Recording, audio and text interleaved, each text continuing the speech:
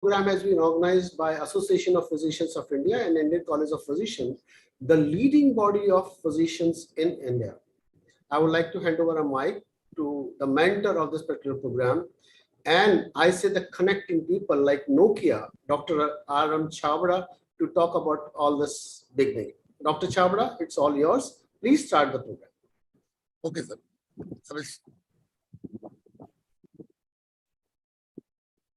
आप स्क्रीन एक बार बंद करो बॉस सर स्क्रीन शेयर करूंगा मैं पहले introduction yes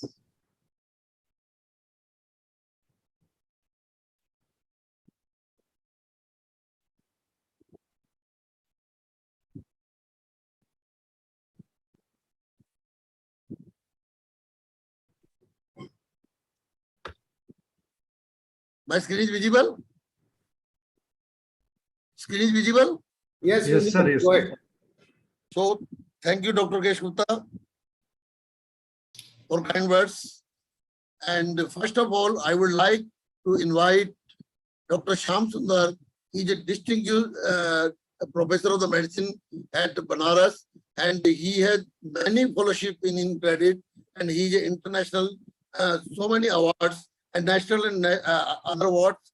And he is the author of the Harrison Principle of the Internal Medicine and Davidson Principle of the Practice in the Medicine, and research grants for several international projects, approximately 65 crores. And he has many publications, total publication 613, and index for 92, and citation more than 33,000.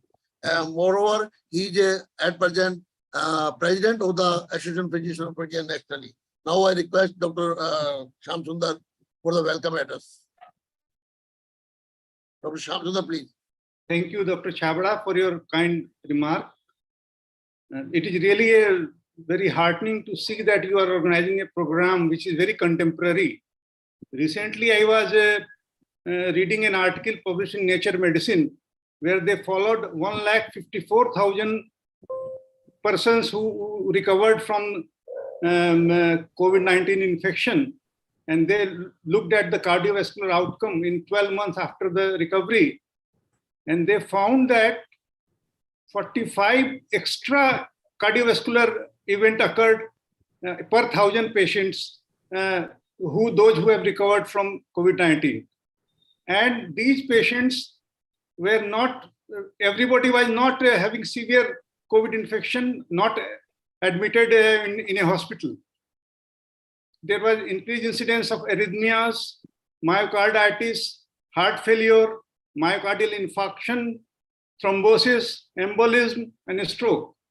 So I don't think there can be a better topic to discuss today than this one which Delhi State Chapter has chosen. And I really congratulate Dr. Chabra for this endeavor and wish all the success to the meeting. Thank you very much. Thank you, Dr. Shyam Sundar. Now,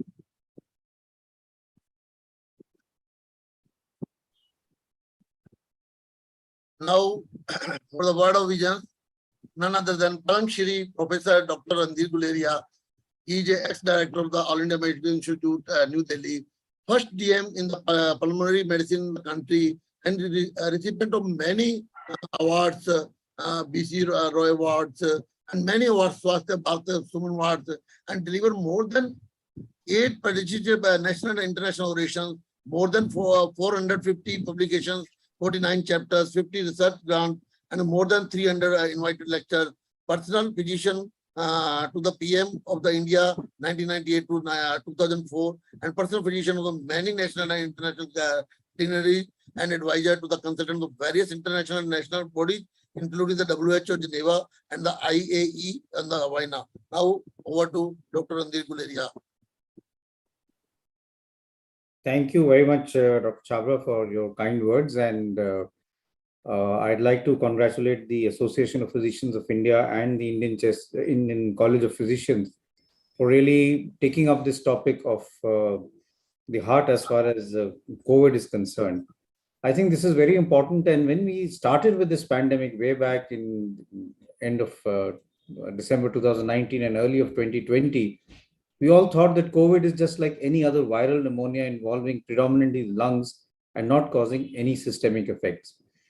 We quickly realized how wrong we were, and this caused a significant degree of systemic effects, hypercoagulable state, endothelial inflammation, endothelitis, which led to a large number of complications and deaths which are related to extrapulmonary manifestations of COVID-19. So the virus was not only limited to the lungs, but it was causing a significant degree of vascular problem. And that is why the treatment strategy changed, and we had anticoagulants, we monitored patients with D-dimers, and a lot of other anti-inflammatory drugs like steroids were given in patients who had more severe disease. But subsequently, people started realizing that even after recovery, you continue to have effects, the so-called long COVID or the post-COVID sequelae, and one of them is the involvement of the heart. As we just mentioned, the VA study, which was published in Nature, which followed up 150,000 the veterinary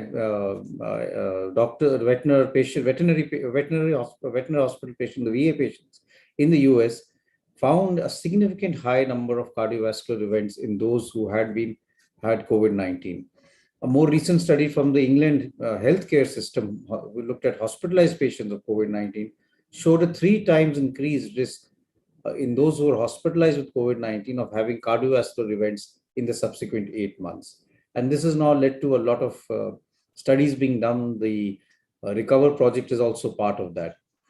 So it's important for us to really start seeing that has COVID-19 changed the trajectory that we would see in patients as far as those who are at risk for cardiovascular disease is concerned. Has it altered the overall path of cardiovascular disease profile in those who are at high risk of developing cardiovascular disease? Are they developing it early? Is it happening more acutely without any symptoms? And what are the biomarkers, if any, that can help us to predict whether these events are, who are the high risk groups? We all know that there is endothelial damage, there is endothelial disruption, which leads to plaque formation. But now studies suggest that this plaque continues to be there, and therefore, with over a period of time, it causes narrowing, and this can lead to more and more damage over a long period of time. And how long do we follow these patients up? I don't think we have enough data as far as this is concerned. There's also a more recent study which has looked at what they are calling microclots as far as long COVID is concerned. And in patients who have recovered from COVID, there are small clots which continue to be formed in the body. These clots then go and block various vessels, and depending on where they are, they lead to neurological manifestation, they lead to neuromuscular manifestation, they lead to cardiac manifestation, and other features of long COVID. So I still think we are learning about COVID and its effect as far as long COVID is concerned. But one of the major effects is the cardiovascular system. And that's why I think it's something that we need to really ponder upon. What can we do? How can we have people who are having a healthy heart even once they've recovered from COVID? And is there a role of giving antiplatelet drugs, anticoagulants? And if you have to give them, for how long?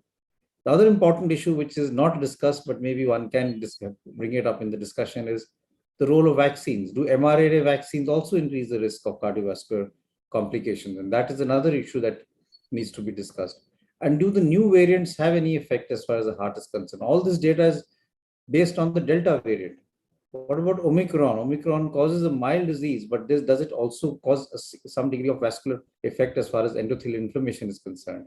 So I think as we go along, more research will come into all of this, but it is an important area because it leads to sudden death, and you keep hearing about someone you know, or even doctors who suddenly collapsed and died a few days after having recovered from COVID-19. So I think it's a very important subject. We need to see and develop strategies of how we can manage cardiac problems which are occurring as a part of long COVID. So thank you very much for inviting me. And Sir, I will request you what kind of the message you want to give to the public. तो हिंदी में बता सके तो public के लिए क्या कहना चाहेंगे सर आप? मैं यही कहना चाहूंगा कि कोविड के बाद अगर हम रिकवरी करें तो ये अब डेटा आ रहा है कि हार्ट में तब बाद में भी प्रॉब्लम हो सकती हैं। लॉन्ग कोविड जो हम कहते हैं, जो नॉर्मली 12 हफ्ते के बाद शुरू होता है, उसमें ये देखा गया है कि स्पेशली जिनको ज़्यादा सीरियस प्रॉब्लम हुई है कोविड की, उनको हार्ट की प्रॉब्लम के चांसेस ज़्यादा है। इसलिए उनको अपनी देखभाल करना ज़्यादा ज़रूरी है, कार्डियक इवैल्यूएशन करना ज़्यादा ज़रूरी है, और हमें एक स्ट्रैटेजी बनानी है कि इन लोगों को हम कैसे क्लोजली मॉनिटर करें जिससे एकदम हार्ट अटैक या कार्डियक प्रॉब्लम उनको ना हो और हम उसको प्रिवेंट कर पाए। Thank you very much, sir. Thank you for the nice words. So Thank now you. I request Dr. YP Manjal, Professor YP Manjal, ex-director of the PRF API, past president of the Association of Physicians of India, past dean of the Indian College of Physicians, past president of the Hypertension Society of India, ex-editor of API textbook, and delivered many orations, including Rabindranath Tagore oration, and numerous publications in the international and the national journal, honorary consultant, the WHO and the clinical committee. Dr. YP Manjal has joined, I think there is a problem in the connection. So I will go to the next. Now I request our moderator, none other than Dr. Rakesh Gupta. He is a consultant in the non-invasive cardiologist, having its own institute, Europe Institute in Ashok Vihar, Delhi. And he was president of the Indian Academy of the Echocardiography, asset editor of the Indian Heart Journal of the Cardiology Society of India, and editor-in-chief general of the Indian Academy of the Echocardiography, and vice president of the Cardiology Society of India, and past president of the Cardiology Society of India, Delhi chapter, Delhi branch, and governing council member of the Indian College of Physicians from 14 to 17, and chairman of the accreditation test and the fellowship committee of the AEI. Now it is over to Dr. Rakesh Gupta. Dr. Rakesh Gupta, please. Thank you, Dr. Chabra. Can you switch off your I am stopping my presentation? I'll take over.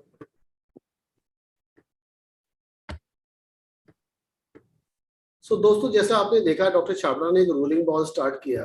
Rolling ball में क्या start किया कि हम अपने इस country में जो long Covid होके चुका है, उस लॉन्ग कोविड के बाद जो हमें तकलीफें हो रही हैं, चाहे वो हार्ट के रिलेटेड है, चाहे वो अदर पार्ट्स ऑफ से रिलेटेड है, उसको डिस्कस करने के लिए हम यहाँ से एकत्रित हुए हैं और इकट्ठे हुए हैं। और इस सब में इकट्ठे होने का जो सबसे बड़ा एडवांटेज है, जो सबसे बड़ा पॉजिटिव पॉइंट है, हमारे पास एक गैलेक्सी ऑफ स्पीकर्स हैं जो अपने अपने फील्ड में महारत हासिल किए हुए हैं। इसमें सबसे पहले मैं इंट्रोड्यूस करना चाहूंगा जो हमारे पैनलिस्ट हैं। उस पैनलिस्ट में जो सबसे बड़ा नाम आता है, पद्मश्री प्रोफेसर अलका देशपांडे। वो इंडियन कॉलेज ऑफ फिजिशियन और एपीआई की डीन है। She is a consultant physician और एक बहुत बड़े मेडिकल कॉलेज को लीड करती हैं as a professor and head in Mumbai. That's a Grant Medical College. As far as उनके बारे में कंट्रीब्यूशन कहा जाए, more than 120 publications and national international journals के अंदर, large number of academic publication in books and number of other things, and as government has really recognized her with Padma Shri Award in 2001. So I would like to welcome Dr. Alka Deshpande on this particular platform. And next I would like to invite Dr. Girish Mathur, who is a senior consultant in internal medicine at Kota Medical College. और एक ऐसी personality जो आने वाले time में हमारे association को lead करने वाली है। Mean to say that he is a president elect of Association of Physicians of India in next coming year, like he is going to take over this body as a president, and he has served many position in the past, like a past vice dean of Indian College of Physician and vice president of Association of Physicians of India, beside being a fellowship. और what is fellowship is? Fellowship is recognised like his contribution in various bodies around the world. What to talk of India, he has been recognized or bestowed with fellowship with various bodies around the world, including UK and India also. With this word, I'll request Dr. Girish Mathur. I would like to welcome you all to this particular platform. And then very dynamic personality, east की तरफ जाते हैं तो very dynamic personality, Dr. Jyotirmay Paul, who is a consultant physician, and he himself is a very young person, but he loved to deal a geriatric population. जवान होते हुए भी बुजुर्गों का बहुत अच्छा ख्याल रखते हैं, and that's what Dr. Jyotirmay Paul is. He is a professor of medicine at a leading medical college in Calcutta, that is R.G. Carr Medical College in Kolkata, and he has served many positions, बहुत multiple places पे देश में अपनी country के अंदर अपनी associations को सर्व किया हुआ है, जिसमें जो सबसे बड़ा इंपॉर्टेंट पार्ट है vice president of American college of physicians in India, beside various other things, and vice dean of Indian College of physicians. खूब सारे पब्लिकेशंस हैं जो इनकी नॉलेज को दर्शाते हैं कि वो कितने इंटेलिजेंट पर्सन है। With this, I'll request Dr. Jyotirmay Paul. I'll welcome you all over here. And last, I would request to be a present, invite and welcome Dr. Agam Bora. He's a senior consultant in respiratory medicine. All of us understand, look, COVID was one illness जिसके अंदर सांस की तकलीफें maximum हुई थी. उस सांस की तकलीफ के साथ साथ बॉडी में और भी पार्ट्स इन्वॉल्व हुए and that was a domain of respiratory medicine. हमारे साथ डॉक्टर रणदीप गुलेरिया जो जाना माना नाम है इस देश में और इंटरनेशनली, और एक टाइम में हमारी कंट्री को पूरी सही डायरेक्शन देने में उनका बहुत बड़ा contribution as a dean of All Institute of Medical Sciences, and he was a professor and head of Department of Respiratory Medicine at that particular institute. Same way, Dr. Agam Bora has been assistant honorary consultant in Department of Chest and Tuberculosis in Cooper Hospital in Mumbai, and he has been assistant professor of Department of Chest and Tuberculosis at KJ Somaiya Medical College in Mumbai. He has served in many positions consisting of assistant editor, general secretary of Association of Physicians of India, and he has been also the past president of Geriatric Society of India. So इन चारों लोगों का मैं स्वागत करता हूं इस seminar में जो पब्लिक अवेयरनेस प्रोग्राम है, और उस सब के साथ मैं चाहूंगा कि इनकी प्रेजेंस और इनके जो व्यूज हैं जो हमारे डेलीगेट और वो है पैनलिस्ट हैं वो हमें बता रहे हैं. सबसे पहले अब मैं पैनलिस्ट को इंट्रोड्यूस करना चाहूंगा. एक बड़ा नाम जो उभर के आया है, मैं हमेशा पंजाबी शेर पंजाब बोलता हूं इनको, डॉक्टर जीएस वांडर को. अगर मैं जीएस वांडर साहब को इंट्रोड्यूस करना लगूंगा तो मेरे को लगता है प्रोग्राम ही खत्म हो जाएगा. तो एक बहुत बढ़िया इंसान, तहे दिल से सबको प्यार करने वाला, जिसने एक बहुत बढ़िया ऑर्गेनाइजेशन किया था association of Physicians of India की मीटिंग को एक छोटा सा लुधियाना जैसे सिटी के अंदर. आई स्टिल रिमेंबर उन्होंने एक बार ओवरब्रिज भी बनाया था उस ड्यूरेशन में हाईवे के ऊपर, सो दैट लोगों को जाने में तकलीफ ना हो. और he has been editor of cardiology section of Association of Physicians of India textbook. And आज सबसे बड़ी एक नई चीज जो मेरे को पता लगी और मैं उनको वेलकम भी करना चाहूंगा, कॉन्ग्रेचुलेट भी करना चाहूंगा. He has been nominated as vice chancellor of Punjab University. Folded hand, welcome to you all doctor Gurpreet Singh Wander. Wander is really a wonder, that's what I mean to say. Doctor Wander, आपका स्वागत है इस प्रोग्राम के अंदर, और मैं सोचता हूं कि आप जैसे लोगों का मार्गदर्शन करने में इन हार्ट की तकलीफों और अदर तकलीफों में भी बड़ी मददगार साबित हो. समीर श्रीवास्तव साहब बहुत बढ़िया इंसान है, तहे दिल से जानता हूं इनको मैं, मेरे बहुत अच्छे प्यारे मित्र हैं. आजकल शिफ्ट कर गए हैं फोर्टिस हॉस्पिटल से मैक्स साकेत हॉस्पिटल के अंदर. He has served as the Indian Academy of Echo president. He has been chairman of Echo Council of India. And he is one person जिनकी नॉलेज अपार है, अनलिमिटेड नॉलेज है, और एक patient की केयर करने में जो इनका कंट्रीब्यूशन है, योगदान है, वो डिस्क्राइब करने लायक नहीं, बहुत ज्यादा है, अतुलनीय है जैसे हम कह सकते हैं, उस टाइप का कंट्रीब्यूशन है.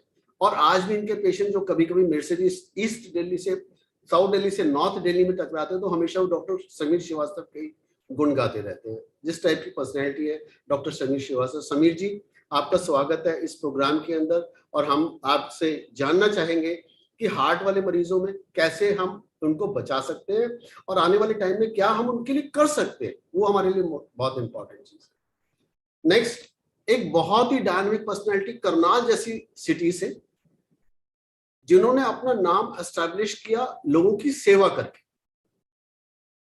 कहने को तो he has been past president of Endocrinology Society of India. He has holded multiple position at multiple places. But जैसा हम सुनने में और जानने में मिलता है, इनका कंट्रीब्यूशन लोगों की सेवा करने के लिए अपरंपार है. काफी कुछ कंट्रीब्यूशन है इनका इस सिटी के अंदर और सिटी के आसपास वाले टाउन्स और विलेजेस के अंदर, जहां इन डायबिटीज लोगों को मैनेज करना. हम लोग सब जानते हैं कि कोविड के ड्यूरेशन में large number of population diabetic हो गई थी, और fortunately we have one person who is very apt in his knowledge about diabetes and post Covid और लॉन्ग कोविड डायबिटिक्स. सो इनका कंट्रीब्यूशन भी मेरे ख्याल से बहुत जबरदस्त रहेगा इस सेमिनार के अंदर जो पब्लिक अवेयरनेस प्रोग्राम है. तो संजय जी, आपका स्वागत है इस पर्टिकुलर प्रोग्राम के अंदर. Lastly, doctor S K Gupta जो बहुत ही सीनियर फिजिशियन है, बहुत अच्छा गाते हैं, बहुत अच्छा बोलते हैं और साउथ दिल्ली में प्रैक्टिस करते हैं, अपोलो हॉस्पिटल के साथ जुड़े हुए हैं। और इस प्रेजेंट मोमेंट के अंदर मैं उन इंसानों में इनका नाम लेता हूं जिनके अंदर इन्होंने कोविड की किताब लिखी गई, journey of Covid in India, और जिसकी more than 1000 books were sold in first month itself, and he has been passed out from a prestigious Maulana Azad Medical College, and he has done multiple work in social circle. And if you look at his CV, he has a robust social media presence on YouTube with more than 750 medical education videos and more than 7 million national international views. And शायद हमारे doctors के अंदर अगर बहुत बड़ा following है, he is one of them जिसका बहुत बड़ा फॉलोइंग है हम लोगों के अंदर, और फॉलोअर्स हैं ऑलमोस्ट 50,000 के आसपास। He has been nominated as healthcare ambassador by Delhi Medical Association very recently. इन शब्दों को करते हुए लास्ट में दो जो स्पीकर्स के साथ साथ हमारे जो इम्पोर्टेंट से लोग हैं और जो हमारे इम्पोर्टेंट आई से नॉट लोग हैं, इम्पोर्टेंट पर्सनैलिटीज हैं जो हमारे देश की, उसमें से एक नाम आता है डॉक्टर प्रोफेसर अशोक सेठ का। डॉक्टर सेठ को कौन नहीं जानता इस दुनिया के अंदर। Number of times we often hear about him from various population. He is a person who has really made an impact in this country for international cardiology. जो इनका कंट्रीब्यूशन है नेशनली इंटरनेशनली वो अमेजिंग है, कोई उसका सार नहीं है। तो दैट्स व्हाट डॉक्टर अशोक सेठ is.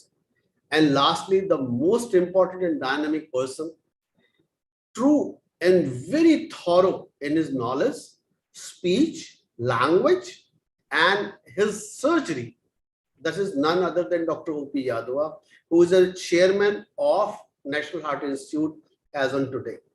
I don't know like how much surgery he has done. He has written only experience of 12,000 surgeries.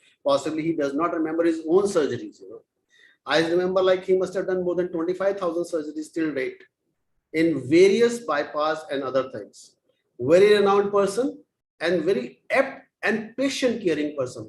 I often see like people tell me like he came and looked at the stitches and said, I'll remove your stitches. And I don't say any person who can really remove the stitches being such a leading cardiothoracic surgeon, he is a man apart. You can like really depend on and any kind of a surgery which he performs.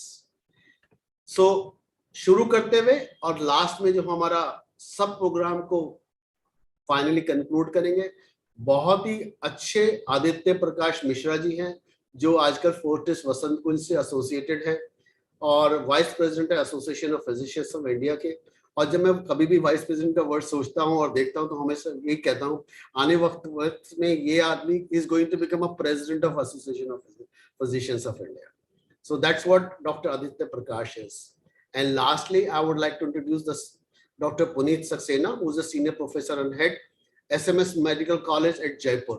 He is a very learned physician and diabetologist, and he takes care of many things in diabetes in this particular part of a country. So all, thank you very much, and let me have a session, and I'll just stop sharing these slides and try to pull up those slides whenever this people they start, and I'll request my chairperson and panelists to be ready for their question answer sessions, and we'll be doing all this in a few minutes right now. First of all, मैं सबसे पहला सवाल पूछूंगा doctor wander, मैं आपको देख नहीं पा रहा हूं, अगर आप मेरे साथ जुड़े हुए हैं तो।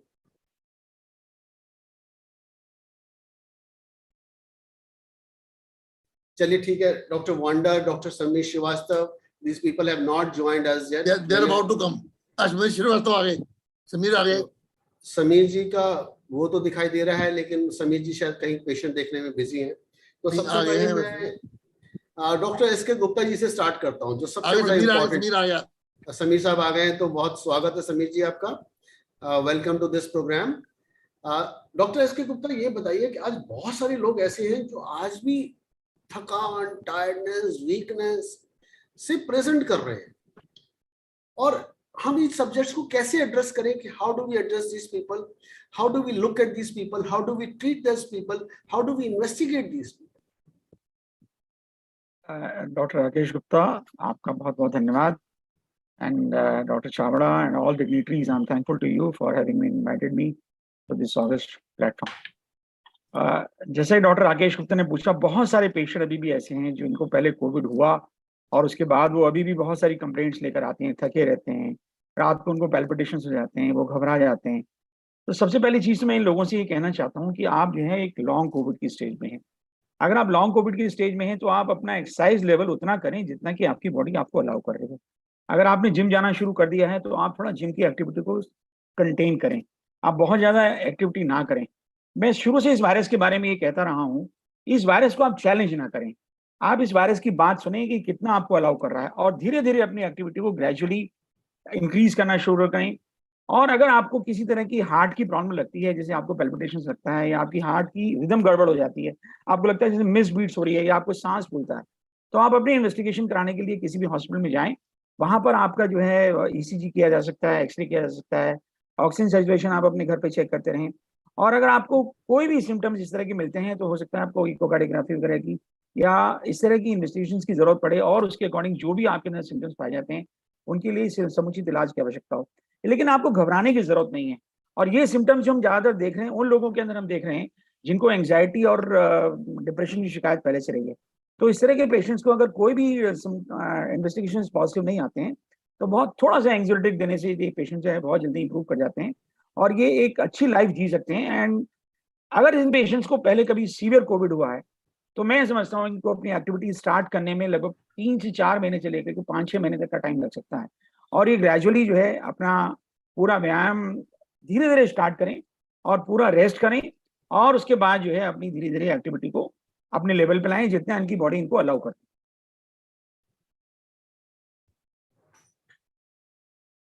ठीक है गुप्ता जी, बहुत अच्छा सा सवाल का जवाब दिया कि अगर आपको जबरदस्त टायर्डनेस हो रही है तो सबसे पहले अपने डॉक्टर साहब को दिखाइए, अपने पूरे इन्वेस्टिगेशंस कराइए और उसके बाद जो भी आप एक्सरसाइज करते हैं वो अपनी एक्सरसाइज को जितनी आप कर सकते हैं उतनी एक्सरसाइज करिए.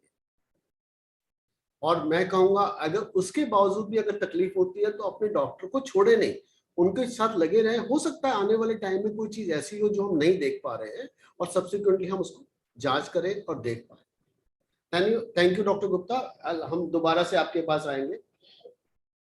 एक बड़ा सा अजीब सवाल हो रहा है आज के टाइम में और उसके लिए मैं जानना चाहूंगा कि डॉक्टर ओपी यादव सर भी बैठे हुए यहाँ पर. डॉक्टर यादव, आज की डेट में बहुत लोग क्रॉस वैक्सीनेशन करा रहे हैं, जैसे कि इन्होंने पहले अपना कोविड का वैक्सीन लगवा लिया इंडिया के अंदर, फिर वो यूएस से चले गए और यूएस से जाके फाइजर का वैक्सीन लगवा लिया, एमआरए वैक्सीन लगवा लिया. तो इसके बारे में क्या व्यू है, क्या हमें लगवाना चाहिए और लगवाया है तो अब हमें क्या प्रिकॉशंस लेनी चाहिए इस चीज के लिए, वो हमें थोड़ा सा एनलाइटन करेंगे डॉक्टर यादव.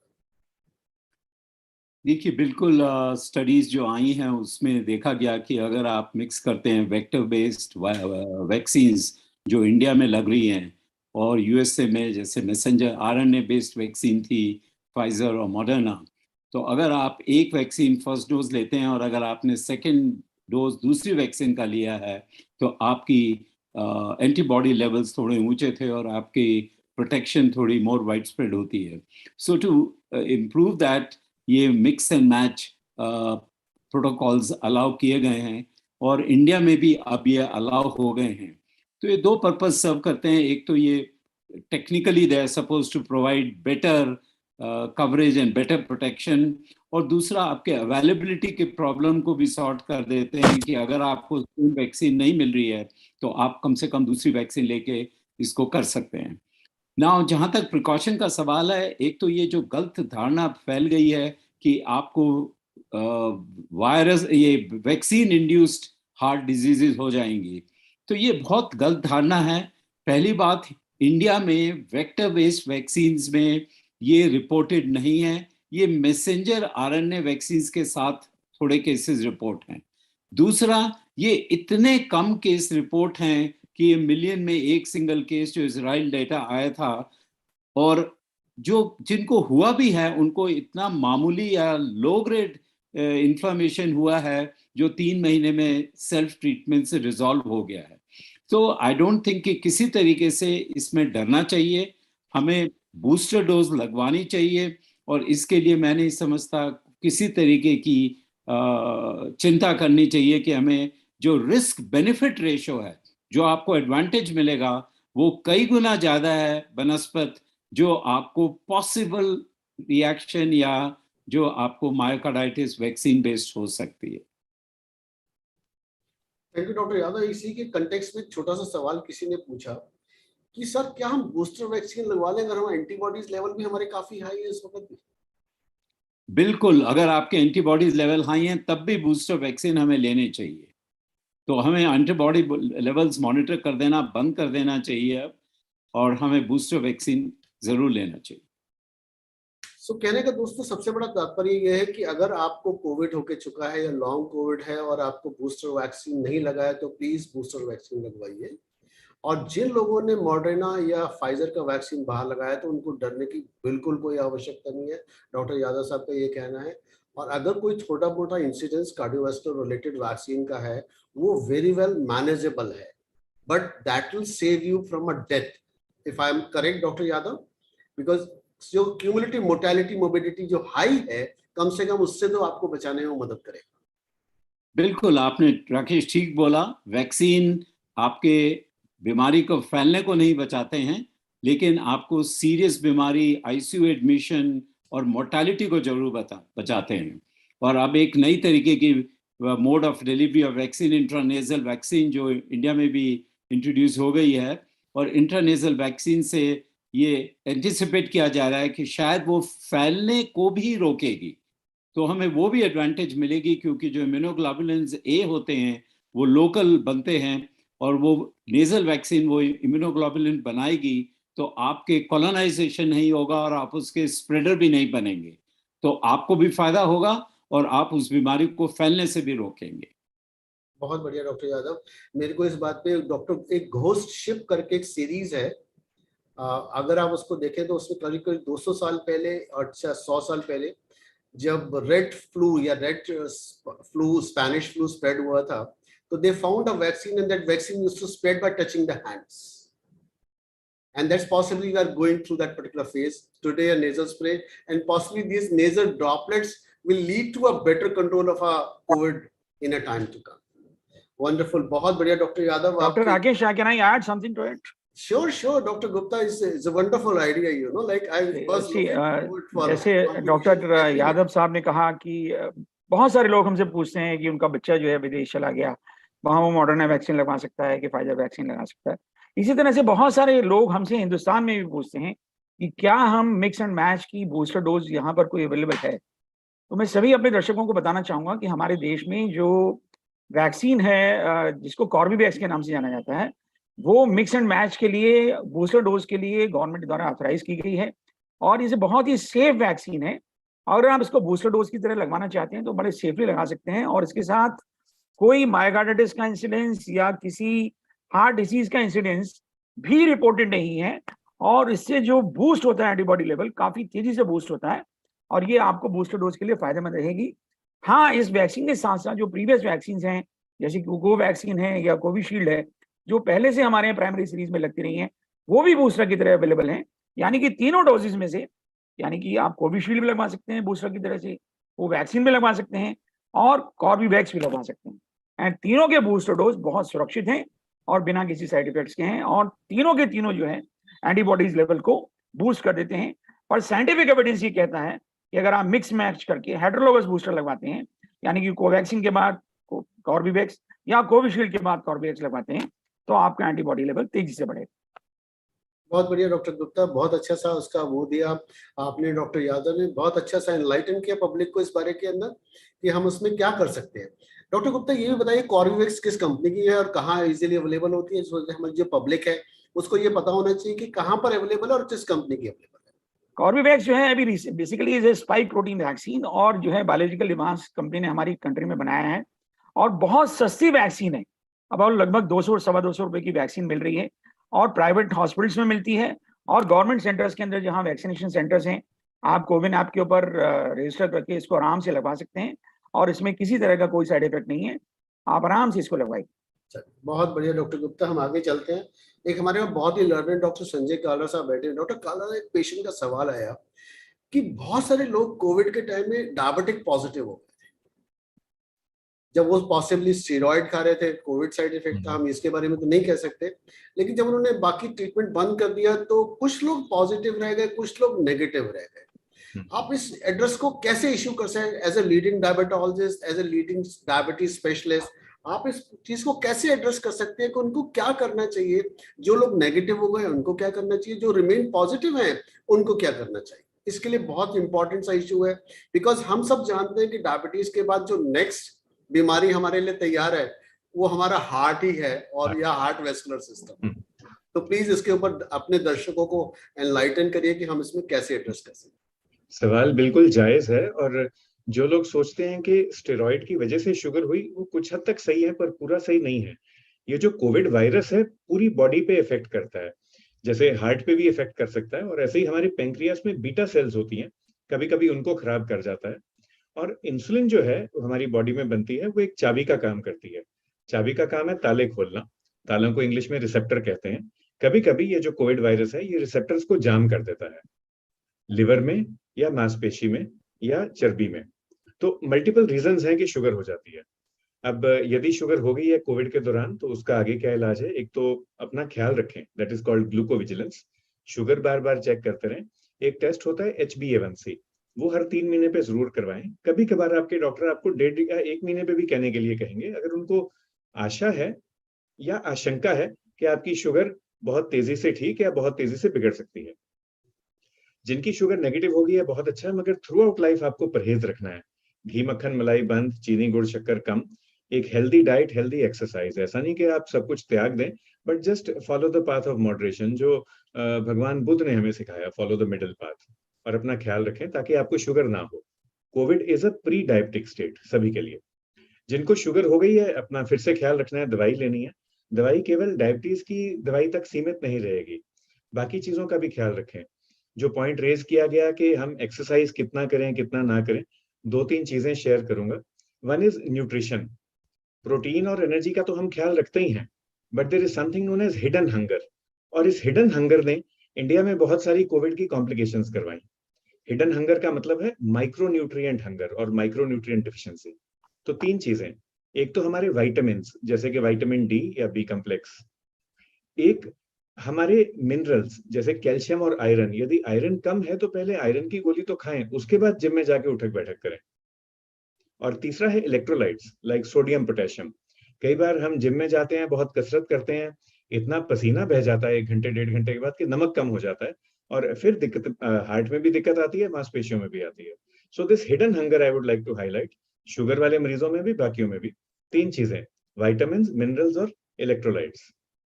एक और चीज दैट इज स्ट्रेस मैनेजमेंट। तो ज्यादा टेंशन ना लें, यदि कोविड हो चुका तो होके निकल गया, अब हाथी निकल गया पूंछ रह गई, we will take care of it. और अगर लंबा कोविड है भी तो जैसे कि डॉक्टर साहब ने कहा था, तो वो पूंछ भी निकल जाएगी, बस उसको सुनते रहें, देखते रहें और ख्याल रखें अपना। Don't worry too much, don't stress too much, अपने डॉक्टर के संपर्क में जरूर रहें। डॉक्टर संजय, आप तो कहते हैं पूछ भी निकल जाएगी, और समझते रहिए। मैं तो डॉक्टर यादव की बात को अच्छी तरह से रिमेम्बर करता हूँ। आप सुनते रहिए, धीरे धीरे आप कोविड वाली पूछ भी निकल जाएगी। वो हमारा टाइम शायद आ गया है। बहुत बढ़िया doctor Sanjay, like very good too. अपना ध्यान रखिए, अपनी शुगर का ध्यान रखिए, और HbA1c कराते रहिए, और जो खाना है उसका परहेज करिए। आप डायबिटिक है या नहीं है, लेकिन परहेज जरूर करिए। That's what the take home message is. Next मैं मूव करूंगा डॉक्टर मिश्रा। आप अगर लाइव हैं तो एक छोटा सा सवाल डॉक्टर मिश्रा से करना चाहूंगा। डॉक्टर AP मिश्रा, आप लाइव हैं? लाइव हैं, good, thank you very much doctor Mishra. एक बहुत छोटा सा सवाल, आज बहुत सारे पेशेंट सांस फुला के चले आते हैं कि सर हमारा सांस ही सांस फूल रहा है, और ये सांस कम हो नहीं रहा, हम इसको कैसे एड्रेस करें डॉक्टर मिश्रा? देखिए, एक्यूट स्टेज में अगर आते हैं एक्यूट कोविड में तो उसका एड्रेस डिफरेंट है, और अगर जो पोस्ट कोविड फेज में है पोस्ट उसका कोविड फेज में जिनका कोविड खत्म हो चुका उनकी जिनका कोविड, हाँ, तो देन वी आर है। टॉकिंग अबाउट, तो हम लॉन्ग कोविड की बात कर रहे हैं जहाँ हाँ पर जी। कि 3 महीने हो चुके हैं। तो उसके बाद में उसमें एक वो बेसिकली एक क्या कर सकते हैं कि अपना ऑक्सीजन ऑक्सीजन लेवल नाप सकते हैं। SpO2 सभी के पास है, जो उंगली में लगाया जाता है। उसे पहले नापे रेस्टिंग स्टेज में, 3 मिनट का वॉक करें घड़ी से देख करके, और 3 मिनट के वॉक के बाद देखें कि हार्ट रेट कितना बढ़ रहा है और SpO2 में कितना ड्रॉप हो रहा है। अगर मेंटेन करता है, कोई ड्रॉप नहीं हो रहा है, तो वो धीरे धीरे उसको फिर बढ़ा सकते हैं, 3 मिनट से 6 मिनट की वॉक कर सकते हैं। सेकेंडली, अगर सांस फूलना बना रहता है तो उसमें मेडिकल जो भी अपने डॉक्टर उनके पास जाएंगे, उसमें कई तरह के टेस्ट किए जा सकते हैं। इसमें CT स्कैन भी किया जाता है, जिसमें कि पता चलता है कि लंग्स में कितना इन्वॉल्वमेंट है। कोविड के उसमें तरह तरह के स्कोरिंग सिस्टम डिवाइस किए गए हैं। कुछ स्कोरिंग सिस्टम, ज्यादातर CT स्कोरिंग सिस्टम ज्यादातर आउट ऑफ 25, जहाँ पर कि बहुत लंग्स ऊपर से नीचे तक इन्वॉल्व हुए हैं, तो आउट ऑफ 25 कितना है, तो उसके हिसाब से माइल्ड है, मॉडरेट है, सीवियर है। और ये देखा गया है कि जो पेशेंट जो ठीक हो जाते हैं कोविड से, उनमें करीबन अप टू 1 साल तक इस तरह की सांस फूलने की दिक्कत रह सकती है। कुछ और भी जहां पर ऑक्सीजन कार्बन डाइऑक्साइड का जो एक्सचेंज होता है लंग में, उसमें भी डिफ्यूजन कैपेसिटी भी कम होती है। तो ये सारे टेस्ट भी, पल्मोनरी फंक्शन टेस्ट भी किए जा सकते हैं।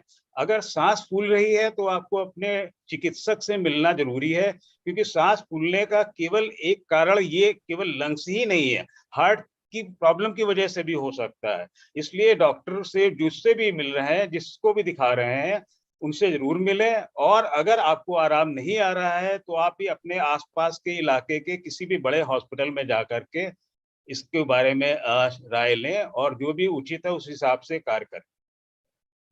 Thank you doctor Mishra. कहने का तात्पर्य, अगर आपका सांस फूल रहा है तो अपने डॉक्टर को जरूर दिखाइए, आगे इन्वेस्टिगेट जरूर करिए, चाहे वो हार्ट के लिए है चाहे वो लंग्स के लिए है, क्योंकि हार्ट के अंदर भी सांस फूलने की प्रक्रिया हो सकती है, जो हम सिर्फ सांस की तकलीफ को सोचते हुए छोड़ सकते हैं। जी, एग्जैक्टली बिल्कुल सही, बिल्कुल सही, बिल्कुल। थैंक यू डॉक्टर मिश्रा, बहुत अच्छा लगा आपसे बात करके। और अभी जाइएगा नहीं, आपका कंट्रीब्यूशन अभी बहुत सारा बाकी है हमारे इस प्रोग्राम के लिए। मैं आगे बढ़ना चाहूंगा डॉक्टर पुनीत सक्सेना जी के लिए। डॉक्टर पुनीत, आपका स्वागत है। और एक छोटा सा सवाल डॉक्टर पुनीत, आजकल बहुत सारे लोग, क्या होता है कि जैसे मेंटली परेशान है, डिस्टर्ब है, और दे डू नॉट नो, कहते हैं कि हमारी जो बैलेंसिंग मैकेनिज्म है, जो हमारे बातचीत करने का लहजा है, हम बहुत ज्यादा इरिटेबल हो गए हैं, हमारी फैमिली में डिस्टर्बेंस महसूस होने लगे हैं, जैसे न्यूरोलॉजिकल साइंस होने लगे हैं लॉन्ग कोविड के बाद।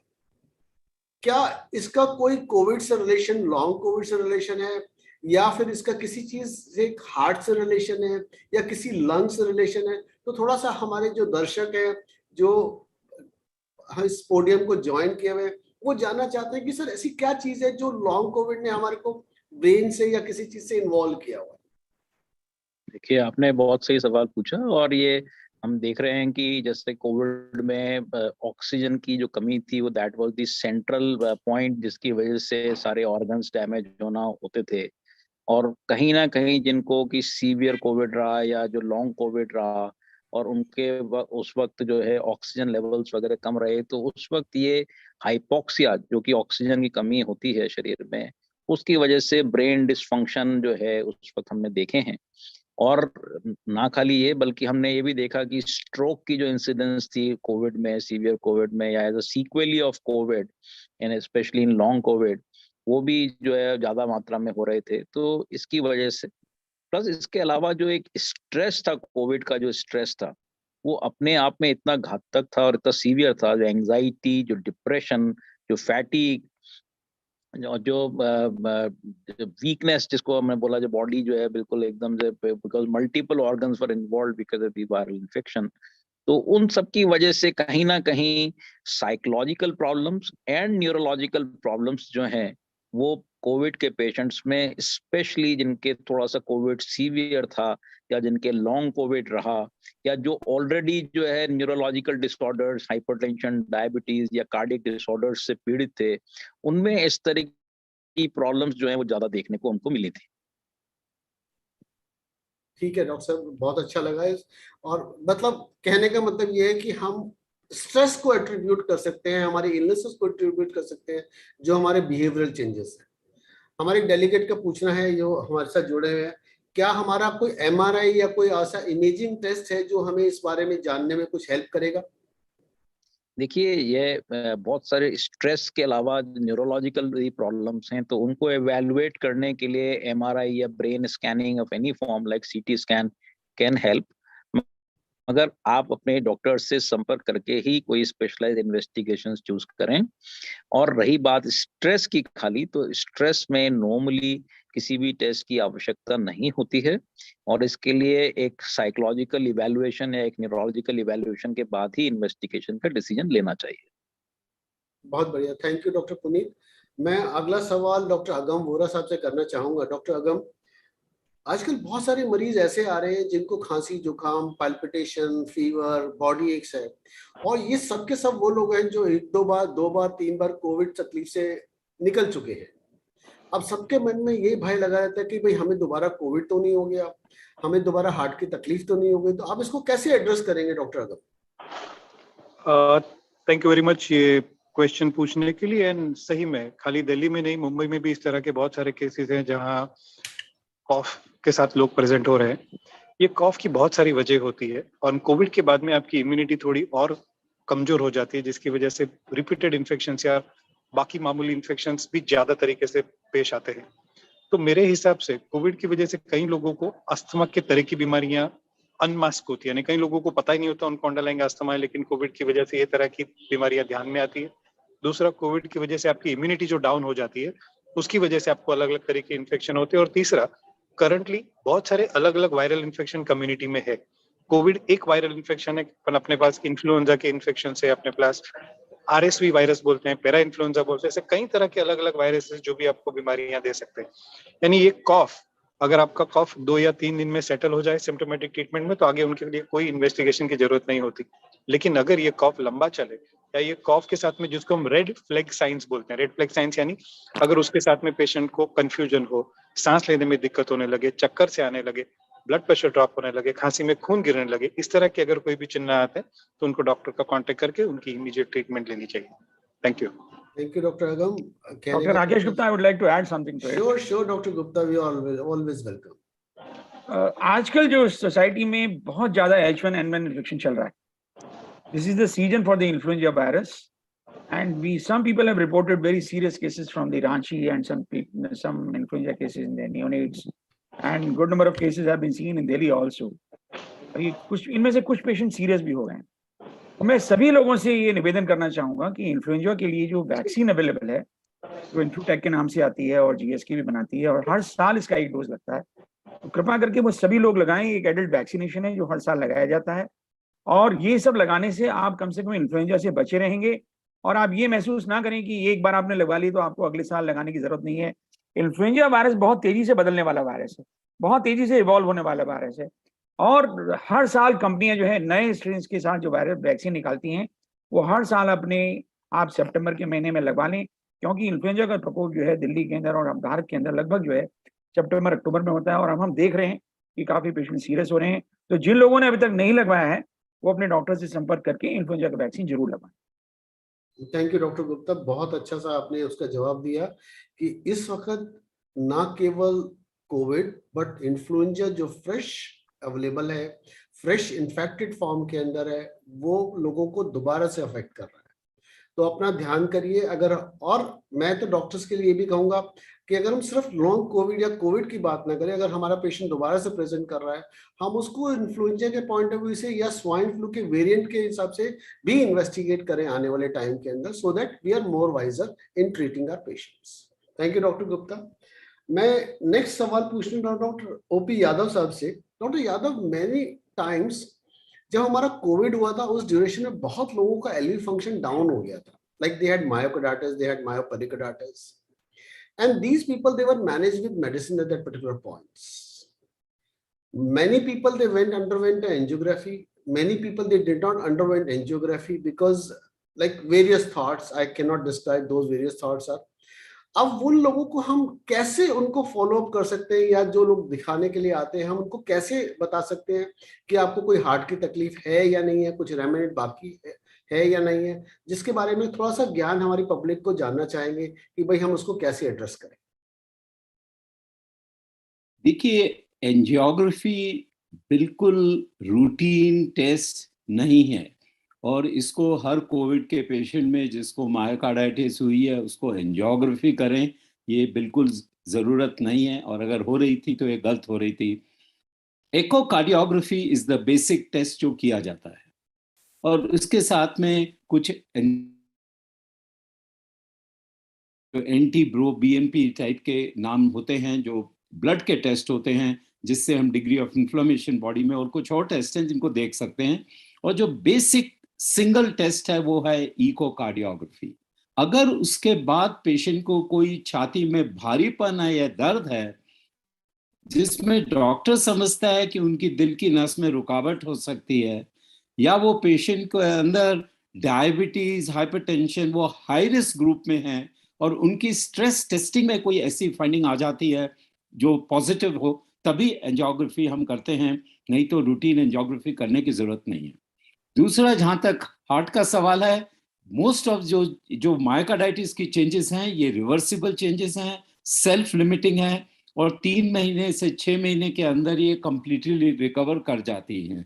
और इसके पीरियड के लिए कोई स्पेसिफिक दवाई की भी जरूरत कई मरीजों को नहीं होती है, और हर किसी को हम स्टेरॉइड्स दे रहे थे और एंटी कोआगुलेंट्स दे रहे थे, ये बिल्कुल जरूरत नहीं है। तो आपको अगर ऐसा कोई तकलीफ है तो आप डॉक्टर से संपर्क करिए, और आपके लिए एक कस्टमाइज्ड इन्वेस्टिगेशन और कस्टमाइज्ड ट्रीटमेंट प्रोटोकॉल होगा। मैं नहीं समझता एक जनरल पब्लिक नॉलेज के लिए हम कह सकें कि एंजियो कराना है कि नहीं कराना। बस इसको लास्ट में एक छोटा सा इसमें एक क्वेश्चन ऐड करना चाहूंगा। अगर पेशेंट को कोई तकलीफ है तो वो कौन से ऐसे कार्डियक इन्वेस्टिगेशन है जो आप उनको एडवाइस कर सकते हैं जो नॉन इन्वेसिव है, जिसमें एंजियोग्राफी के अलावा इन्वेस्टिगेशंस है, जिन लोगों में कोविड हो चुका है और सब्सिक्वेंटली वो जानना चाहते हैं कि हम कौन से ऐसे टेस्ट करा सकते हैं जो डॉक्टर की सलाह से भी और हम कॉमन कंसेंसस से भी वो टेस्ट होने चाहिए, जिससे कि अपनी हार्ट की तकलीफ के बारे में जान पाए। देखिए, मैं क्लियरली बोलना चाहता हूं कि पेशेंट को खुद को अपने लेवल पे कोई टेस्ट नहीं कराना चाहिए। That is one thing clear. Yes, आप डॉक्टर के पास जाते हैं तो BNP and anti pro BNP test होना चाहिए, आपका इको कार्ड ईसीजी होना चाहिए, irregular rhythms of the heart और ईसीजी चेंजेस देखने के लिए, और आपका इको कार्डियोग्राफी टेस्ट होना चाहिए। सिंपल क्लिनिकल टेस्ट जो डॉक्टर साहब ने अभी बताया कि आप अपनी ऑक्सीजन सैचुरेशन वॉक करके देख लीजिए, वो आपके लंग फंक्शन देखते हैं, लेकिन उससे आपका कार्डियक स्टेटस और एलवी फंक्शन भी नजर आता है कि आपका अकेला सैचुरेशन ही नहीं देखा जाता कि आप कितना डिस्टेंस चल सकते हैं। 6 मिनट वॉक टेस्ट कहते हैं हम, जैसे वो 6 मिनट में आप कितना चल सकते हैं। तो ये टेस्ट हम बेसिक देखते हैं। रेस्टिंग हार्ट रेट एक बहुत इंपॉर्टेंट पैरामीटर है जिसको हम इग्नोर कर देते हैं क्लिनिकली। तो एक सिंपल हार्ट रेट, अगर आपका रेस्टिंग हार्ट रेट 100 है तो वो थोड़ा चिंता का विषय है और उसके लिए डॉक्टर के पास जाना चाहिए। अगर आपको irregular rhythms of the heart बन रहे हैं कि आपको थप थप धक धक छाती में होता है, पैल्पिटेशन होते हैं, या आपको भारीपन हो, तो उसको आप अपनी तरफ से मत बोलिए कि ये गैस का है, एसिडिटी का है। उस सिचुएशन में आपको डॉक्टर के पास जाना चाहिए। और लास्टली, इवन आपका ये एक पहले सवाल पूछा था कि ये सांस फूलता है, तो ये छोटे नसों में लंग्स के क्लॉट्स जा सकते हैं जो पैर में बनते हैं, जिसे हम डीप वेन थ्रोम्बोसिस बोलते हैं, और ये बहुत अनडायग्नोस्ड रह जाता है। तो मरीजों को भी देखना चाहिए, अगर उनकी पैरों में दर्द है तो उसको सिर्फ विटामिन डी डेफिशिएंसी ना समझे। अगर आपको बात करने में सांस उखड़ रही है तो जरूर पल्मोनरी थ्रोम्बोएम्बोलिज्म या फेफड़े में कोई क्लॉट तो नहीं जा रहा, उसको भी रूल आउट कराना चाहिए। हाँ डॉक्टर यादव, मेरे ख्याल से पैरों का मतलब हमारी पिंडलियों से है। पिंडलियों से, काफ टेंडरनेस जैसे हम बोलते हैं। Because we are more specific. हमारी जो पिंडली अगर आपकी दबाने से दर्द कर रही हैं तो जरूर डॉक्टर से सलाह लीजिए, हो सकता है कि माइक्रो थ्रोम्बोएम्बोलिज्म फिनोमेना है। बहुत बढ़िया डॉक्टर यादव, आपने बहुत अच्छा सा उसके ऊपर सवाल का जवाब दिया जो लोग जानना चाहते थे। आगे मैं डॉक्टर संजय कालरा साहब से जवाब पूछना चाहूंगा। डॉक्टर कालरा आप हैं अभी? डॉक्टर कालरा, हाँ गुड। डॉक्टर कालरा, क्या हो रहा है आज की डेट में, जो लोग कोविड से सफर हुए, जिनको डायबिटीज हो गई and now recently they have suffered with cardiac illnesses, heart की तकलीफें हो गई। अब मेजॉरिटी ऑफ, जैसे हमारे यहाँ बहुत बड़ी भ्रांति है कि जो कुछ हो रहा है कोविड से हो रहा है, तो इसको हम कैसे एड्रेस करें कि ये भ्रांति है कि भाई कोविड से नहीं, ये हार्ट की इलनेस प्रॉपर पर्सन से हो रहा है। तो आप इसको कैसे एड्रेस करेंगे लोगों के सामने कि भाई हमें हार्ट की तकलीफ हुई है तो हम क्या करें? डॉक्टर से तो मिलेंगे मिलेंगे, बट उनको कैसे बताएं कि भाई खाली कोविड रिस्पॉन्सिबल नहीं है, आप भी रिस्पॉन्सिबल है इसके लिए। सर इसमें तो हम अपनी फिलॉसफी पे जाएंगे वापस, और इंडियन फिलॉसफी एक शब्द को इस्तेमाल करती है, यूज करती है, जिसका नाम है कर्म। अब ये कर्म जो है हमारा पास्ट टेंस भी है, प्रेजेंट टेंस भी है और फ्यूचर भी है। तो जो जो भी हमने कर्म किए पहले या कर्म हुए हमारे साथ, फॉर एग्जाम्पल कोविड हो गया, उसका असर तो हम आज देख रहे हैं, but some things are not modifiable. जैसे अब कोविड हो गया तो हो गया, there is no point in crying over spilled milk. मगर एक इंटर हार्ट स्टडी थी, इंटर हार्ट स्टडी ने क्या किया, वो ढूंढने निकले रिसर्चर्स लाखों करोड़ों लोगों में कि क्यों हार्ट अटैक होते हैं। और उन्होंने ढूंढा कि हार्ट अटैक इसलिए होते हैं क्योंकि हम ड्रिंक ज्यादा लेते हैं, हम एक्सरसाइज कम करते हैं, हम फ्रूट्स और वेजिटेबल्स कम खाते हैं। उन्होंने ये भी देखा कि क्योंकि हमारे लिपिड्स ज्यादा हैं, सबसे इंपॉर्टेंट पॉइंट लिपिड्स का निकला था, और हमारे हार्ट वाले स्पेशलिस्ट हैं सब, they will correct me if I am wrong, यदि आपका कोलेस्ट्रॉल कंट्रोल में नहीं है तो हार्ट अटैक का चांस ज्यादा है। मोटापा, डायबिटीज, ब्लड प्रेशर, ये भी सब चीजें आई लिस्ट में। ऑफ कोर्स इंटर हार्ट ने फाइनली ये बताया कि जब ये सभी चीजें इकट्ठी होती हैं तब हार्ट अटैक पड़ता है। So what we want to say is कि जो भी आप कर्म कर रहे हैं, they are influencing your karma tomorrow. Tomorrow doesn't mean अगली लाइफ में, इसी लाइफ में। इट ऑल्सो मीन्स कि यदि हम आज अपने कर्म ठीक कर लें, we stop smoking, stop substance abuse, increase fruit and vegetable intake, increase exercise, go to the doctor, correct your cholesterol, blood pressure, obesity and diabetes. और जो धारणा है कि मेरा कोलेस्ट्रॉल सिर्फ 103 है एलडीएल, मैं इसकी दवाई नहीं लूंगा, मेरा बीपी सिर्फ 145/95 है, मैं देसी दवाई से ठीक कर लूंगा, ये जो कर्म है, कुकर्म है, इनकी वजह से हार्ट अटैक हो रहे हैं। तो all we have to do is to correct all the modifiable factors and we should begin from within ourselves. तो एक चिंतन करें जो इस प्लेटफॉर्म के जरिए हम कर भी रहे हैं चिंतन, और एक अंदर से अपने आप को देखें कि कौन से हम कर्म ठीक कर सकते हैं। यदि हम ठीक करें तो ऑटोमेटिकली हमारी हार्ट हेल्थ बढ़ेगी। We call this the concept of metabolic karma in diabetes sir, and ये मेटाबॉलिक कर्मा हमारे अपने हाथों में और किसी के हाथ में नहीं है। बहुत बढ़िया डॉक्टर कालरा, बिल्कुल आपने सही फरमाया। और आप सब जानते हैं कि हमने कोविड के टाइम में खूब सारा वजन भी बढ़ाया है, और हम कोविड कर रहे हैं लेकिन वजन बढ़ाने की बात नहीं कर रहे। तो ये सब can I make a comment on this? Sure sir. देखिए, एक बहुत चीज हमें इम्पोर्टेंट देनी है। डॉक्टर साहब ने, डॉक्टर संजय कालरा ने बहुत अच्छा बताया लिपिड्स के बारे में। आजकल जो लेटेस्ट रिसर्च आ रही है वो है फैटी लिवर हमारा सब चीजों का कारण है, और दूसरा है गट माइक्रोबायोम। जो हमारी आंतों के कीटाणु हैं वो सारी बीमारियों की जड़ निकल के आ रहे हैं, चाहे वो कैंसर है, चाहे वो जोड़ों का दर्द है, चाहे वो हार्ट अटैक है, और ये फैटी लिवर भी वही नजर आ रहा है ना। ये फैटी लिवर फैट से नहीं होता, फैट से होता है लेकिन बहुत कम होता है। ये ज्यादातर सिंपल शुगर से होता है, और इसमें सबसे ज्यादा जो ये फ्रक्टोज है, जो हमारे बहुत सारे प्रोसेस्ड फूड में पाया जाता है, ये लिवर में जाके ये फैटी लिवर बनाता है, ये फैट में कन्वर्ट होता है। तो हमें जो ये शुगर खाने की आदत पड़ गई है और ये इंडस्ट्री हमारे अंदर डाल रही है, शुगर की 3 इंपॉर्टेंट चीजें हैं जो पब्लिक को जाननी चाहिए। नंबर 1, शुगर एक एडिक्टिव चीज है, और ये हेरोइन और कोकेन जैसी, अल्कोहल और निकोटीन जैसे एडिक्टिव है। दूसरा, शुगर खाने को टेस्टी बना देती है और कीमत को कम कर देती है। सो ये इंडस्ट्री सब खानों में शुगर डाल डाल के ये अल्ट्रा प्रोसेसिंग जो कर रही है, आप सुबह नाश्ते में जो खाते हैं चीजें, आपको कहीं शुगर नजर नहीं आती, वो पूरा शुगर से भरा हुआ है। आप सॉस जो लेते हैं उसमें कहीं शुगर नजर नहीं आएगी, वो पूरी शुगर ही है। और ये सारे प्रोसेस्ड फूड आज की तारीख में सारी बीमारियों के जड़ हैं। डॉक्टर यादव बहुत अच्छा फरमाया कि salt also sir, sugar and salt जो केचप में छुपा हुआ है, जो पिज्जा में जो ओरेगानो सीजनिंग आती है, oregano is good for health, मगर ओरेगानो सीजनिंग में इतना नमक है, वो आपके आधे दिन का तो डेली रिक्वायरमेंट जो है वो एक सैशे से ही पूरा हो जाता है। पापड़, अचार, इनमें है। और जितनी भी प्रिजर्वेटिव हमारे खाने में आते हैं वो सारा प्रिजर्वेटिव सॉल्टी तो होता है, सोडियम इज द प्रिजर्वेटिव। तो ये दोनों चीजों का बहुत अच्छा डॉक्टर यादव, डॉक्टर कालरा, बहुत अच्छा सा उसके ऊपर वो हुआ। मैं आगे बढ़ता हुआ एक सवाल डॉक्टर एस के गुप्ता साहब से पूछना चाहूंगा। डॉक्टर एस के गुप्ता, बहुत लोगों की जो स्मेल गायब हो गई थी कोविड के टाइम में, और काफी सारे लोग आज ऐसे हैं जो अभी भी स्मेल के बारे में बात करते हैं कि उनकी डिस्टॉर्टेड स्मेल है या पूरी रिकवर नहीं हुई। तो इसके बारे में क्या ज्ञान पब्लिक को देना चाहेंगे जिससे कि वो इस बारे में कर पाए कि हाँ, वी आर बिकमिंग बेटर और वी आर बिकमिंग बेस्ट? बहुत बढ़िया डॉक्टर साहब प्रश्न है। और बहुत सारे लोग हमारे पास आते हैं कि उनकी स्मेल अभी तक नहीं आई है या उनका सडनली टेस्ट चला गया है।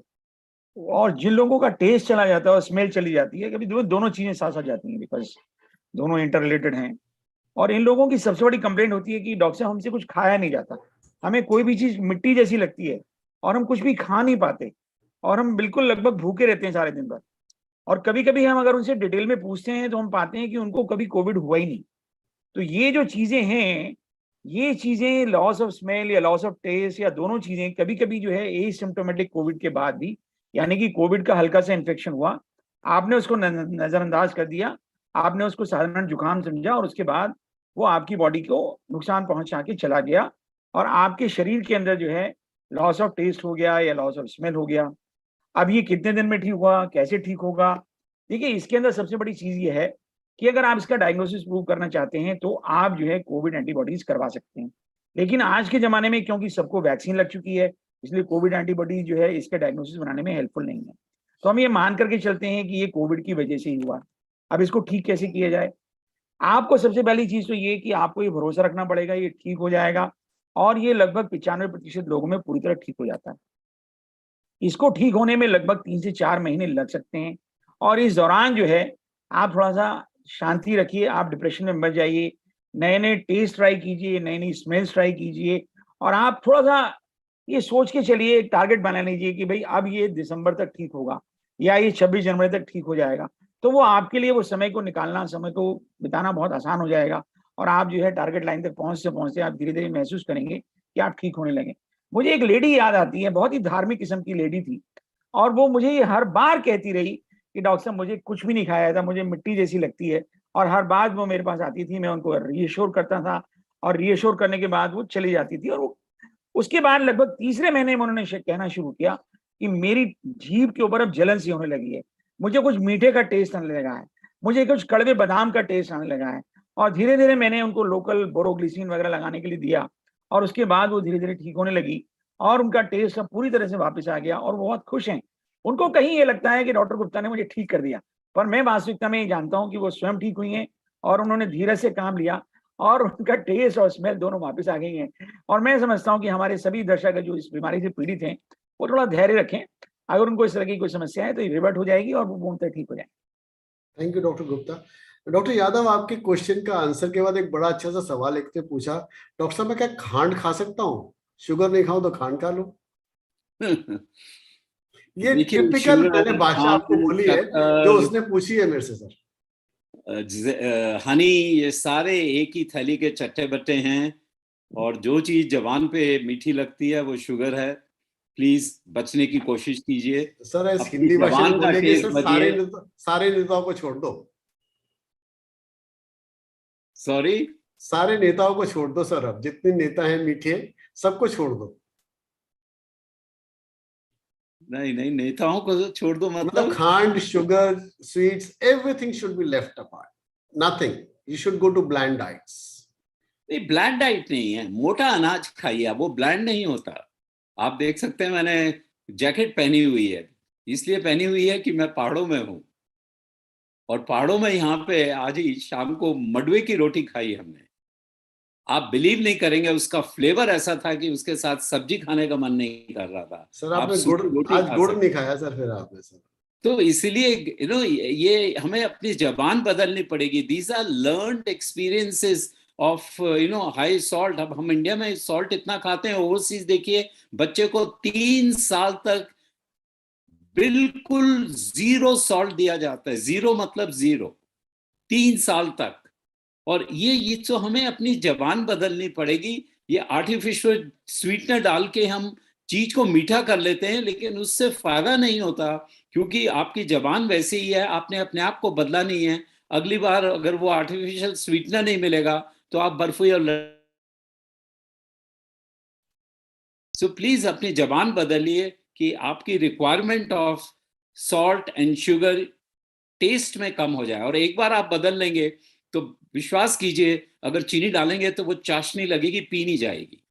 Right sir, right sir, thank you very much sir. मीठे से बचिए और नमक की तरफ जाइए मत, कहने का तात्पर्य ये है। अगला मैं सवाल डॉक्टर एपी मिश्रा सर से पूछना चाहूंगा। डॉक्टर मिश्रा, एक छोटा सा सवाल का जवाब इन्होंने पूछा। उन्होंने कहा सर आजकल डेंगू बहुत हो रहा है। अब कहते हैं ना, दूध का जला छाछ को भी फूक फूक के पीता है। पहले तो उसको डेंगू से डरने लगता था, और वो कहता है भाई मेरे को कोविड भी हो चुका है, अब डेंगू हो रहा है, तो क्या मेरे को कोई स्पेशल प्रिकॉशंस भी लेनी चाहिए? डेंगू में प्रिकॉशन ये रखना चाहिए कि अगर पहले डेंगू हुआ है आपको, तो उसको हम सेकेंडरी डेंगू कह सकते हैं। Let us just call it dengue, क्योंकि डेंगू कहने में लोगों को समझने में दिक्कत हो सकती है। अगर एक बार पहले हुआ है, 4 तरह के स्ट्रेन रहते हैं डेंगू वायरस के, और अगर एक स्ट्रेन से पहले हुआ है तो उस स्ट्रेन से नहीं होगा, दूसरे बाकी 2, 3, 4 स्ट्रेन से हो सकता है। अगर दोबारा से होता है दूसरे स्ट्रेन से, तो उसमें कोर्स में ज्यादा दिक्कत आती है, इस मरीजों को ज्यादा दिक्कत होने की आशंका रहती है। अगर इस तरह की कुछ बात है तो उसमें डॉक्टर के पास जरूर जाएंगे। इसमें डेंगू में हम लोग देख रहे हैं आजकल बहुत मरीज आ रहा है, स्पेशली जहाँ ग्रीन एरिया है। मैं 2 हॉस्पिटल्स में यहाँ साउथ दिल्ली में जाता हूँ। एक हमारे पास एक ये ओल्ड जेएनयू कैंपस में सीआरपीएफ का कैंप बनाया हुआ है, वहां से मेरे पास कम से कम 25 मरीज जो कि एडमिट हुए हैं, और बहुत सारे चले भी गए हैं, 15-16 जा चुके हैं, मेरे ख्याल से 7-8-9 मरीज अभी एडमिट होंगे, तो वो हैं। तो ग्रीन एरिया से बहुत सारे आ रहे हैं पेशेंट। इसमें ये पेशेंट्स तो ठीक है, यहाँ पर मरीजों को जो सावधानी बरतनी है, डेंगू में शुरू के 4 दिन तक बुखार रहता है, तेज बुखार रहता है, कमर में बहुत तेज दर्द होता है, ब्रेक बोन फीवर भी कहते हैं, सिर दर्द बहुत तेज होता है, और मरीज पैरासीटामोल, कॉलपॉल, क्रोसिन, डोलो, ये पैरासीटामोल के तमाम ब्रांड नेम है जो कि कॉमनली इंडिया में मिलते हैं सब जगह पर, उनसे बुखार पूरा ढंग से कम नहीं होता है। तो मरीज क्या करता है, कॉम्बीफ्लैम, ब्रूफेन या इस तरह की दवाइयां लेकर, जब इस तरह की दवाइयां, इनको हम लोग कहते हैं मेडिकल लैंग्वेज में non steroidal anti inflammatory drugs, इन दवाइयों का जब भी मरीज सेवन करता है डेंगू अगर होने के बाद, तो उसमें प्लेटलेट का डिसइंटीग्रेशन, प्लेटलेट में फॉल बहुत रैपिडली होता है और चांसेस ऑफ ब्लीडिंग वगैरह बढ़ जाता है। तो पहला ये बताना चाहूंगा कि स्पेशली रेनी सीजन में, तो किसी भी फीवर वगैरह में आप इस तरह की कॉम्बीफ्लैम, ब्रूफेन या इस तरह की दवाइयों का आप सेवन नहीं करेंगे। अगर आपका बुखार पैरासीटामोल लेने से बावजूद भी बना रहता है तो पैनिक नहीं करें। एक ये ध्यान रखें कि शरीर में पानी की और नमक की कमी ना हो। यहाँ हम हट रहे हैं, यहाँ पर हम कार्डियक डिजीज से अलग हट रहे हैं, यहाँ पर नमक हमें एक्स्ट्रा देना होता है, क्योंकि इसमें क्या होता है, इस बीमारी में अगर बीमारी जब सीवियर होती है तो खून से पानी छन करके शरीर के दूसरे टिश्यूज में जाने लगता है। डॉक्टर मिश्रा जी, मैं आपको बीच में इंटरप्ट करना चाहूंगा कि बस उनका एलए फियर ये है कि अगर मेरे को पहले कोविड हो चुका है और अब डेंगू हो रहा है तो कोई ऐसा प्रिकॉशन तो लेने की आवश्यकता नहीं है। उससे कोई दोनों टोटली अनरिलेटेड है। और कोविड, लॉन्ग कोविड में जरूर समटाइम इम्यूनिटी कम रहती है, लेकिन ये डेंगू आपको एडिस घबराने का कोई इशू नहीं है, आप चिंता नहीं करिए, छोटी सी बीमारी है, निकल जाएगी, लेकिन डॉक्टर की सलाह जरूर लीजिए। डॉक्टर की सलाह जरूर, और कोई बुखार वाली दवा जैसे non steroidal anti inflammatory drugs है वो बिल्कुल नहीं लें, किसी भी फीवर में, डेंगू है या नहीं है। बहुत सही फरमाया। Last doctor Rakesh Gupta, 1 second में पब्लिक के लिए एक मैसेज जरूर देना चाहूंगा। डेंगू आजकल चल रहा है दिल्ली के अंदर और वेस्टर्न यूपी के अंदर, ईस्टर्न यूपी में। खास तौर पे आपको थोड़ा सा ध्यान रखना चाहिए कि डेंगू का जो मच्छर है वो शाम के वक्त काटता है। आप पूरी बाजू के कपड़े पहने और शाम को पार्क में घूमने के लिए ना निकलें। और ये मच्छर जो है आमतौर पे दिन के टाइम काटता है, तो आप दिन में अपने शरीर को पूरी तरह ढक कर रखें ताकि इस मच्छर के काटने से बच सकें और डेंगू से आप बच पाएंगे। Thank you doctor Gupta. And last सवाल डॉक्टर श्याम सुंदर सर अगर अवेलेबल हैं तो मैं उनसे अगर पूछ लूं तो लास्ट सवाल, डॉक्टर श्याम सुंदर, आर यू अवेलेबल? नहीं है तो हाँ, नहीं ठीक है, मैं अवेलेबल हूँ। Thank you sir, I really appreciate your presence sir. एक सर हर पेशेंट का एक बड़ा छोटा सा फियर है इस वक्त कि जिन लोगों को कोविड होके चुका है, हर एक को ये लगता है अगर मेरी छाती में दर्द हुआ तो मेरे को हार्ट की तकलीफ हो गई है। जी, तो इसको हम कैसे एड्रेस कर सकते हैं आज के टाइम में कि जब पेशेंट को छोटा सा दर्द होता है तो सीधा भागता है कि डॉक्टर्स मेरी छाती में दर्द हो रहा है, और पहले वो कभी सफर हो चुका है तो और ज्यादा परेशान रहता है। तो हम इसको इस फियर को कैसे एड्रेस कर सकते हैं आज के टाइम में? एक्चुअली एक तो उसको ये समझाना, क्योंकि जो कोविड-19 का जो मायोकार्डियल इन्फार्क्शन होता है, तो मायोकार्डियल इन्फार्क्शन के सिम्टम्स बिल्कुल अलग होते हैं। कोई भी सीने का दर्द है वो हार्ट अटैक नहीं हो सकता है, मायोकार्डियल इन्फार्क्शन नहीं हो सकता है। डॉक्टर श्याम सुंदर सर, मैं आपको बीच में इंटरफेयर कर रहा हूँ, आपका कैमरा काम नहीं कर रहा, लोग आपको देखना चाहेंगे।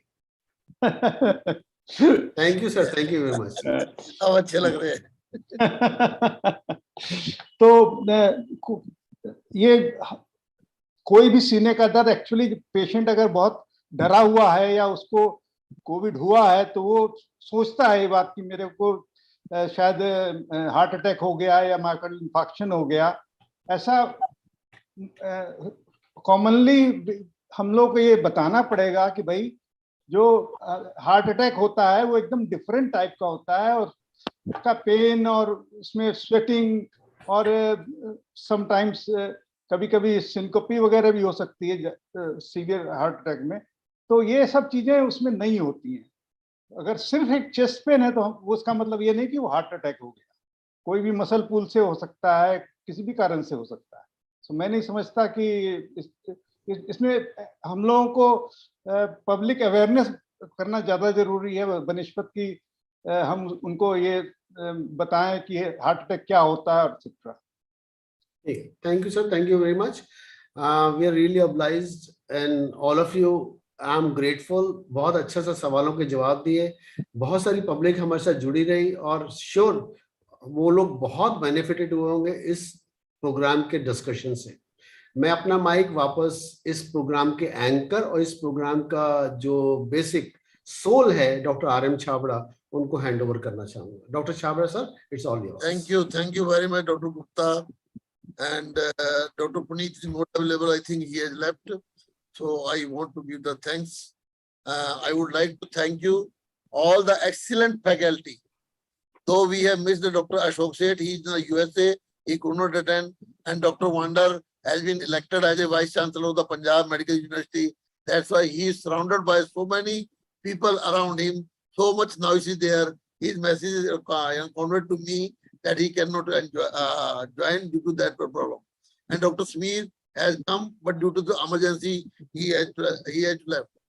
He has to leave. So I would like to thank you all the attendees for patiently listening to, and I would like to thank you, Lupin, especially to the Mr. Gagan Arora, Mr. Shrikant Verma, Rajkumar Singh, and Rahul Jain, and the entire team of the Lupin for making this program successful. Thank you very much to all of you, and thank you. स्वस्थ रहिए, safe रहिए, safe रखिए, दुर्घटनाओं से बच के रहिए, और जो लोग अफवाहें फैला रहे हैं उनके पास बिल्कुल नहीं जाइए।